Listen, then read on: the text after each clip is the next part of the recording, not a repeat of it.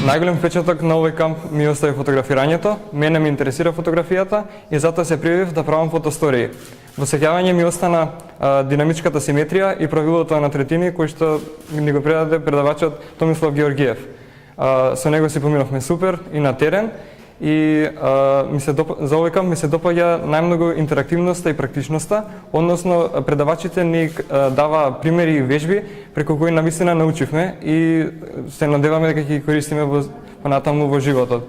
Се надевам дека ќе имам можност да учествувам на уште еден ваков камп или некоја друга работилница поврзана со медиумска писменост, затоа што навистина во ова модерно општество значи ваков камп.